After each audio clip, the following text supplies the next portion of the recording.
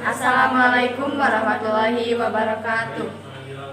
Perkenalkan, nama saya Elani dari kelompok 5. Di sini saya akan menjelaskan materi tentang klasifikasi lembaga peradilan.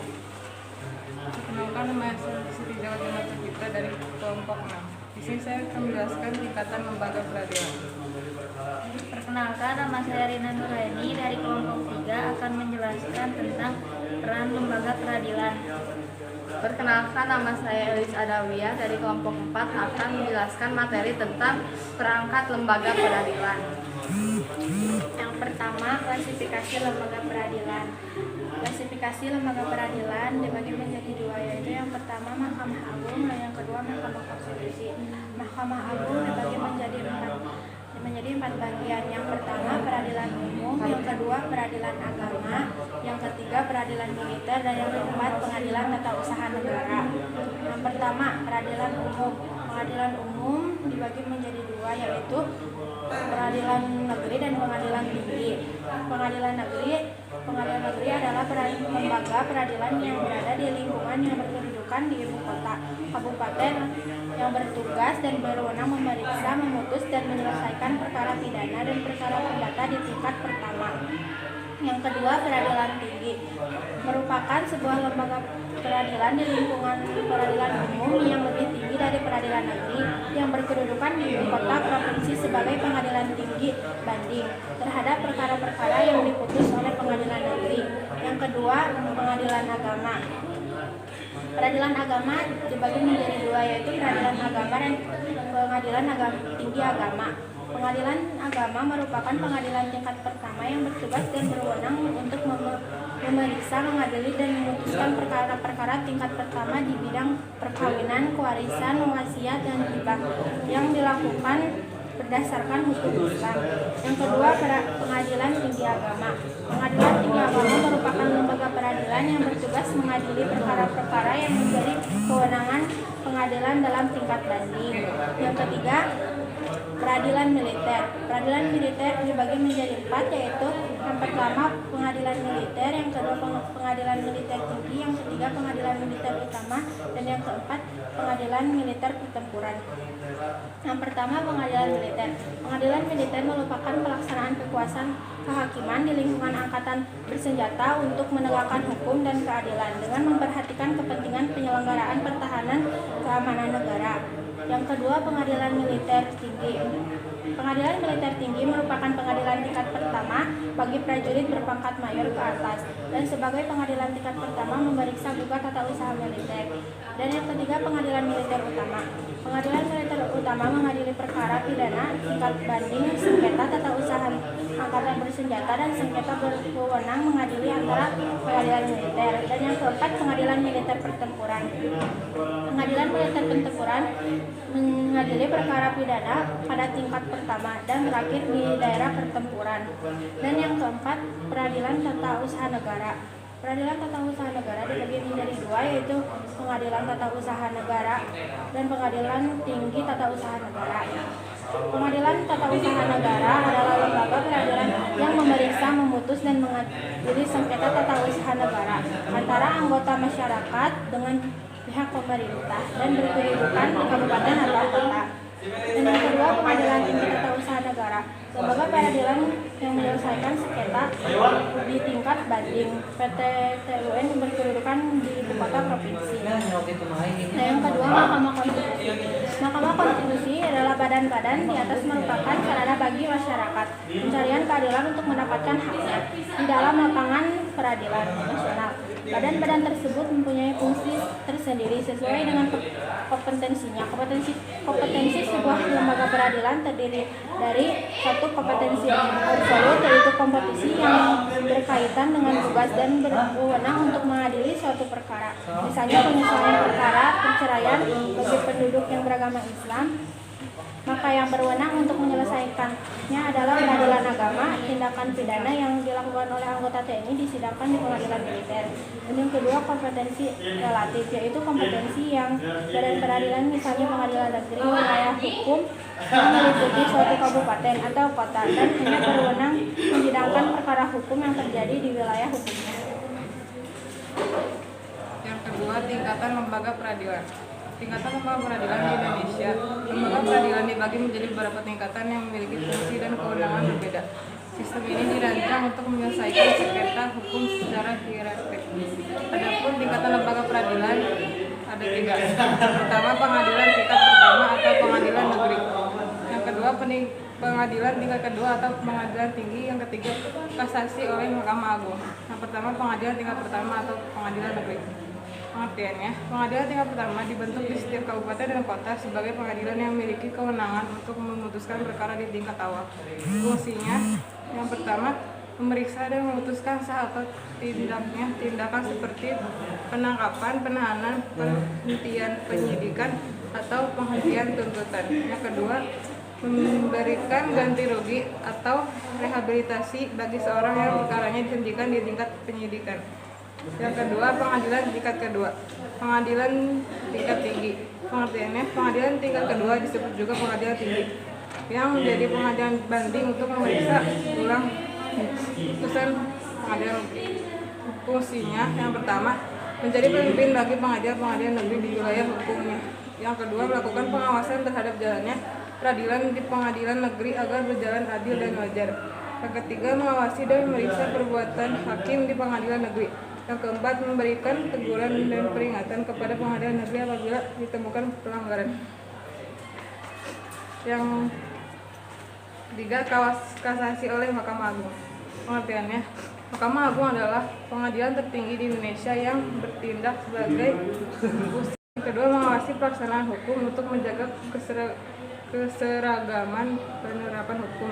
Alasannya, kasasi lalai memenuhi syarat yang dibentuk oleh peraturan perundang-undangan. Yang kedua, melampaui batas kewenangan. Yang ketiga, salah penerapan atau melanggar ketentuan hukum. Yang ketiga, peran lembaga peradilan. 1. Lingkungan peradilan umum.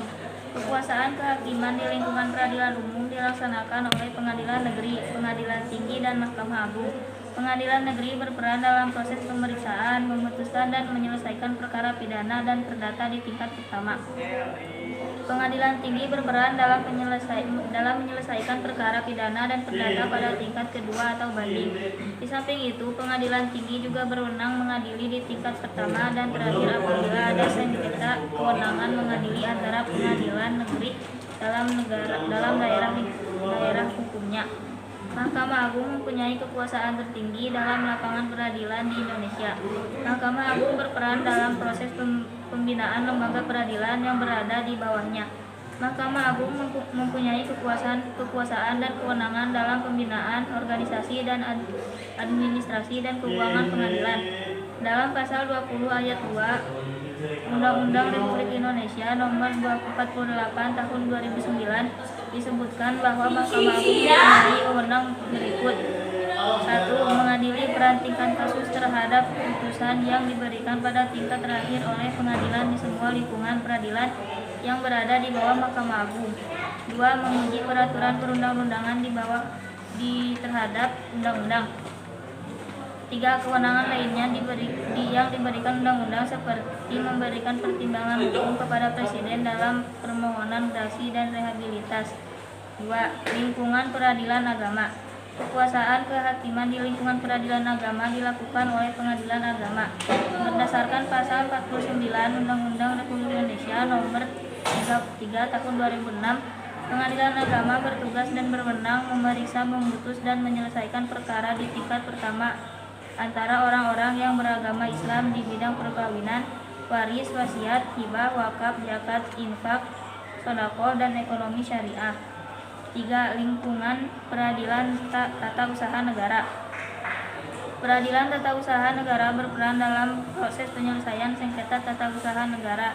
Sengketa tata usaha adalah sengketa yang timbul dalam bidang tata usaha negara antara orang atau badan hukum perdata dengan badan atau pejabat tata usaha negara, baik di pusat maupun di daerah sebagai akibat dari dikeluarkannya keputusan tata usaha negara, termasuk sengketa pegawaian berdasarkan peraturan perundang-undangan yang berlaku.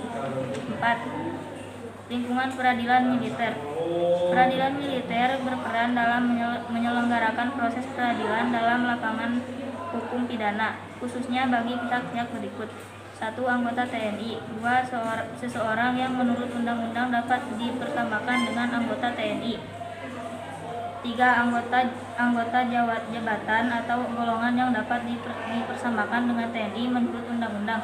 4. Seseorang yang tidak termasuk ke dalam angka 1, 2, 3, tetapi menurut keputusan Menteri Pertahanan dan Keamanan yang ditetapkan berdasarkan persetujuan Menteri Hukum dan Perundang-undangan harus diadili oleh pengadilan militer. 5. Mahkamah Konstitusi merupakan salah satu lembaga negara yang melakukan kekuasaan kehakiman yang merdeka untuk menyelenggarakan peradilan guna menegakkan hukum dan keadilan. Mahkamah Konstitusi Republik Indonesia mempunyai 4 kewenangan dan 1 kewajiban sebagaimana diatur dalam Undang-Undang Dasar 1945. Mahkamah Konstitusi berwenang mengadili pada tingkat pertama dan terakhir yang putusannya bersifat final untuk perkara-perkara berikut. 1. Menguji undang-undang terhadap Undang-Undang Dasar Negara Republik Indonesia tahun 1945. 2. Memutuskan sengketa kewenangan lembaga negara yang kewenangannya diberikan oleh UUD Negara Republik Indonesia tahun 1945. 3. Memutuskan pembubaran partai politik. 4. Memutus perselisihan tentang hasil pemilihan pemilu. Mahkamah Konstitusi wajib memberikan putusan atas pendapat DPR bahwa presiden dan atau wakil presiden diduga 1. Telah melakukan pelanggaran hukum berupa pengkhianatan terhadap negara, korupsi, penyuapan, dan tindak pidana berat lainnya. 2. Perbuatan tercela dan atau 3. Tidak lagi memenuhi syarat sebagai presiden dan atau wakil presiden sebagaimana dimaksud dalam Undang-Undang Dasar Negara Republik Indonesia tahun 1945. Lalu perangkat lembaga pengadilan. Yang pertama, peradilan umum, yaitu Undang-Undang Nomor 2 Tahun 1986 tentang peradilan umum berdasarkan Undang-Undang ISU. Kekuasaan kehakiman, pengadilan negeri, pengadilan tinggi. Yang kedua, peradilan agama, yaitu Undang-Undang Nomor 5 Tahun 1939. 1. Pengadilan agama. Yang kedua, pengadilan tinggi agama. Yang ketiga, peradilan militer. Pengadilan militer dibagi menjadi 4. Ada pengadilan militer tinggi, pengadilan militer utama, dan pengadilan militer pertempuran. Lalu auditorat. Auditorat ada 4, yaitu auditorat militer tinggi, auditorat jenderal, dan auditorat militer pertempuran. Yang keempat, peradilan tata usaha negara. 1. Pengadilan tata usaha negara. Yang kedua, pengadilan tinggi tata usaha negara. Lalu Mahkamah Konstitusi diajukan DPR, Presiden, Mahkamah Agung. Susunannya, ketua merangkap anggota, sekretariat jenderal, dan paniteraan. Wewenang keputusan Presiden, usul Mahkamah Konstitusi. Sekian presentasi dari kami. Mohon maaf bila ada